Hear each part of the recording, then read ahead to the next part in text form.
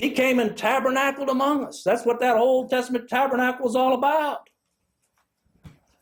Remember, we're talking about the key here, the revelation of Jesus Christ.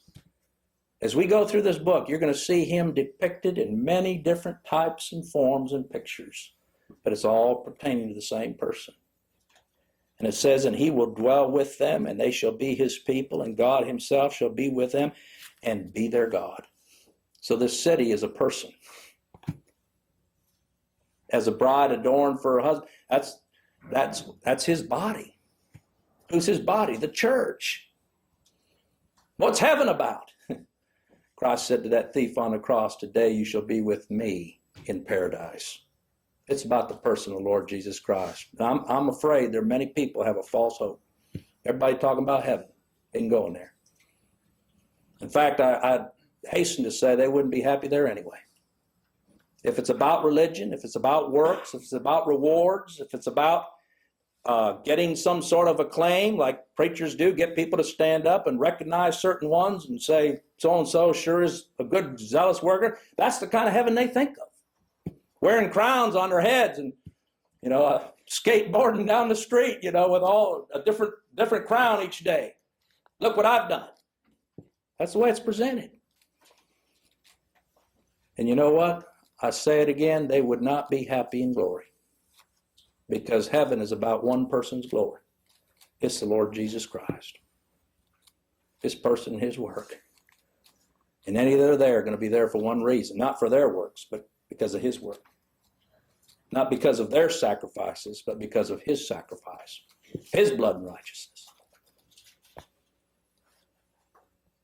And you look down, that's what it says there in verse 3. Behold. What are they beholding? Well, they're beholding the city coming out of heaven. Prepared as a bride adorned for her husband. That's Christ. That's his work. In fact, if you have any doubt, look on down verse 9. Again, this is why I tell you, let the scriptures be their own interpreter. You can save yourself a lot of money by staying away from bookstores and buying the latest, and the greatest that people are pursuing. Just read this book. Look at verse 9. It says, there came unto me one of the 7 angels, which had the 7 vials full of the 7 last plagues, and talked with me, saying, come hither, I will show thee the bride, the Lamb's wife. That's who this city's all about. It's the bride, the Lamb's wife. And he carried me away, verse 10, in the spirit. See, these are spiritually discerned. To a great and high mountain, and showed me that great city, the holy Jerusalem, descending out of heaven from God. You don't have to add anything to it. That's who this is all about. It's the bride of the Lamb. Christ has a particular people for whom he came. That's that people that the Father gave him even before time, and for which he came and lived and died and rose again,